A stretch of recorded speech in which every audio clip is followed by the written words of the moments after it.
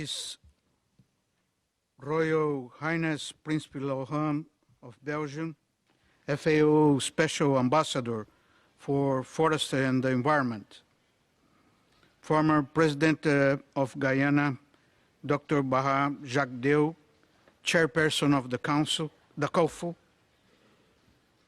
Excellency Rafael Paciano, Minister of Environment and Natural Resources of Mexico, Excellency Vidar Helgesen, Minister for Climate and Environment of Norway, Dr. Hwasong Lee, IPPC Chair, distinguished ministers and vice ministers, excellencies, delegates, FAO, WFP, and IFAD colleagues, ladies and gentlemen.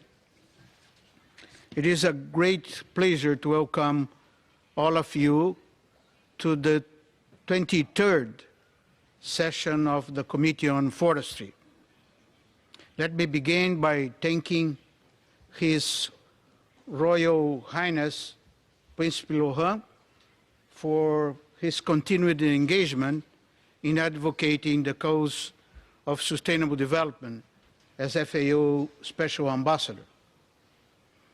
The 23rd Agenda for Sustainable Development, as well as the parties' agreement on climate change, recognize that we cannot longer look at food security and the management of natural resources in separate ways.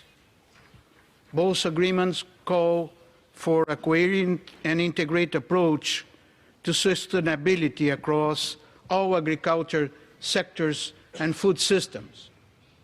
Forestry and forestry have key roles to play in this regard. In fact, forest and forestry cannot be separated from sustainable development. They contribute to the water cycle, soil conservation, carbon sequestration, as well as provide habitat protection for pollinators and the natural predators of agriculture pests. When properly integrated into agriculture landscapes, forests and trees can increase yield and productivity. They can also help to ensure the food security of millions of people. Small-scale family farmers, for example, often combine crop, livestock, and trees production to provide food, feed, and fuels. This potential was also recognized at the World Forestry Congress in Durban, South Africa, last September, which agreed on a new vision for forests and forests.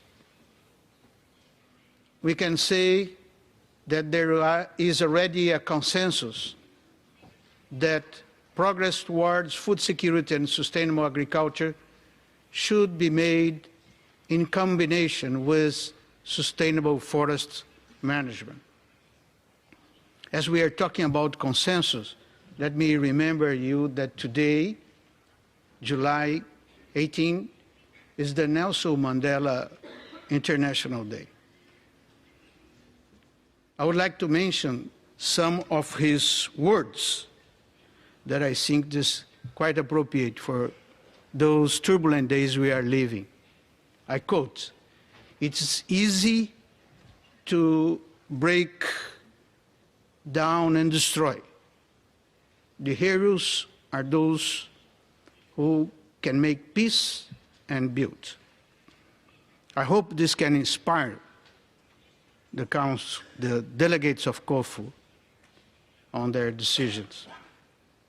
Ladies and gentlemen, this year's edition of the State of World's Forestry, our SOFO, which will be presented late today, focus on the theme Land Use, Challenge and Opportunities of Forestry and Agriculture.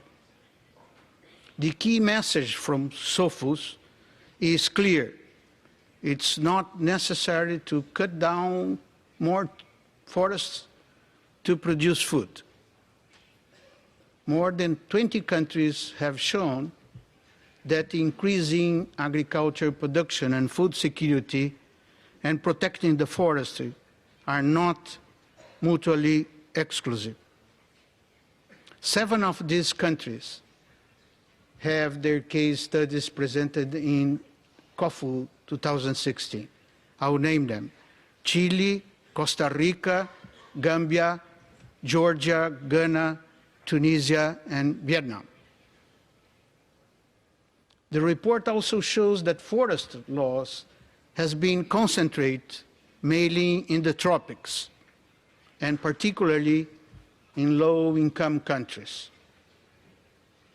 And that much of this forest loss, more or less 80%, is due to the expansion of agricultural production, particularly livestock pastures.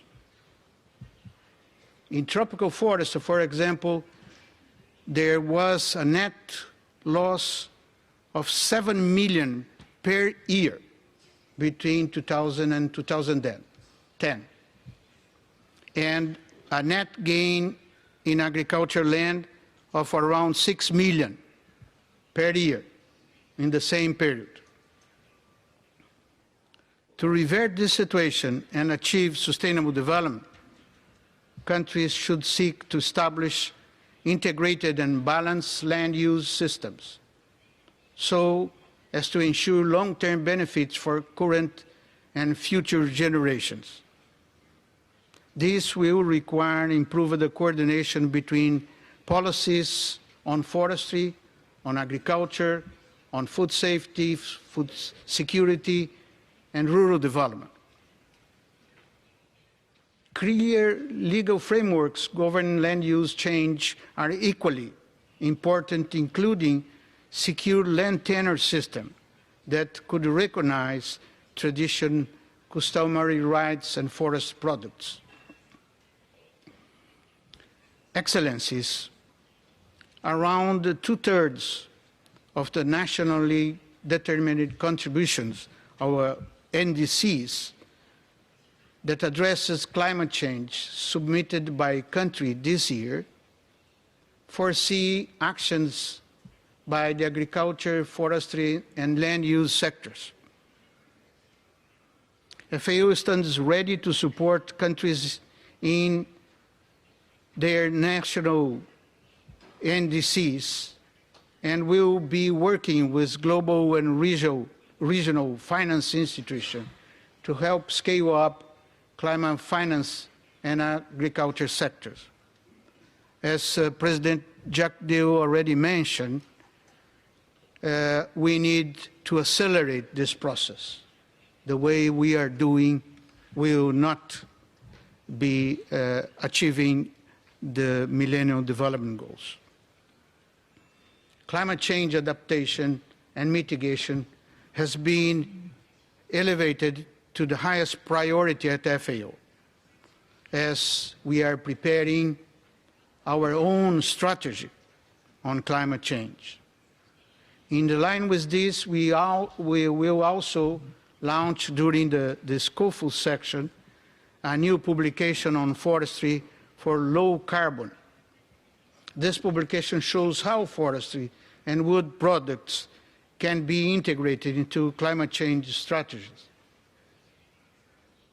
Wood-based energy and wood products are two good examples of effective response with significant mitigation co-benefits. Wood fuel is used by about 1/3 of all households worldwide to cook food and boil drinking water. These projects release each year over 2 billion tons of carbon into the air. However, simple things like improved cook stoves, which burn less wood and emit less greenhouse gas, can make a significant contribution to emissions reduction, especially in rural areas. Ladies and gentlemen, the second international conference on nutrition that was held here in FAO in 2014 took far-reaching decisions on eliminating all forms of malnutrition, as member states adopted the Rome Declaration and the framework for action, which encompass all agriculture sectors, including forestry. As I mentioned before, wood fuel serves as a source of energy for food processing and water sterilization. Additionally, forest products can be an important safety net for vulnerable households, especially during seasons when food is in short supply. We are looking forward to your guidance on how FAO can assist countries in safeguarding and strengthening the role of forests and trees. As already mentioned also by President Jacques Dale, the world has entered a new era in the question for a sustainable development, and FAO has an important role to play in it. With your guidance and support, we will be able to better serve the global community, making sure that indeed no one will be left behind. This section of COFO is very timely, as it will allow us to deliberate on the implication of the global developments and the actions needed to implement them. With that, I wish you all productive deliberation and a successful World Forest Week. Thank you for your attention.